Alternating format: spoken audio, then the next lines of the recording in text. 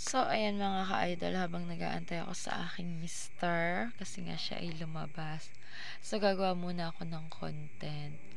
Ang content ko ngayon for today's video ay tungkol sa ating pay later dito sa ating Toktik.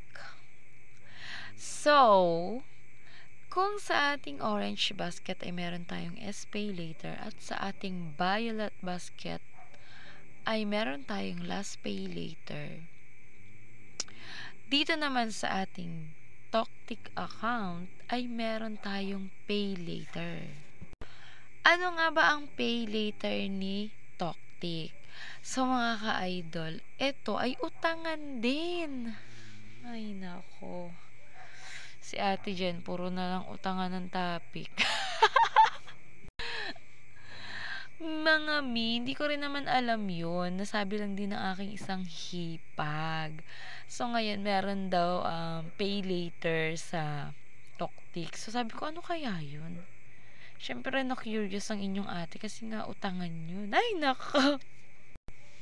So, ganito nga mga ka-idol, hindi ako lagi umu-order dito sa Toktik noon. Kung bakit, kasi nga ako ay devoted sa ating orange basket at sa violet basket. So, gawan ko yun ng another video ha. And then ngayon nga, ito nga yung topic natin. Ang una nagkaroon ng pay later ay hindi ako mga ka-idol. Yung account ng aking mister ay ang kaso mo. Nung ini-active ko siya, kasi alam nyo, dito, yung pay later mga ka-idol, dito mo siya makikita sa, punta ka lang dito sa your orders. Dito sa Black App or sa Toktik account nyo. And then, yan, makikita nyo yung dito. Ayan o, yung order, tapos reviews, samples, tapos urog-urog mo pa, urog-urog mo lang, ganyan lang o mga ka-idol o. Urog-urog mo lang ganyan. Ayan o. Ayan, di ba yan o. Sunod, ayan, coupons, yun yung voucher. Tapos, ayan, makikita mo na yung pay later mga ka-idol. So, ito nga, yung account ng mister ko na Toktik account niya, nagkaroon siya ng pay later. Nakita ko na meron siya nun. So, ngayon, ini-active ko. Ang kaso mo, hindi ko siya ma-active. Hindi ko alam kung bakit. Kasi lagi siyang nire-reject ni Toktik.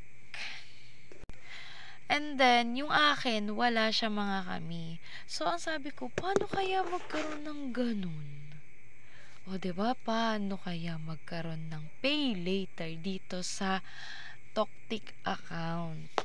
So, sabi ko, parang nung lang naman, nung minsan nag-order ako dito Oh, ganun yung naisip ko.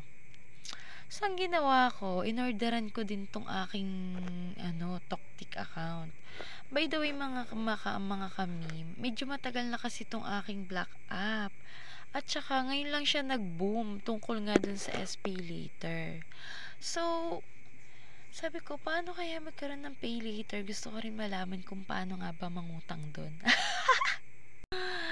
At kung nabitin ka sa story ko kung paano nga ba magkaroon ng pay later, abangan mo yung part 2. Follow mo naman ako para naman updated ka sa ating mga video.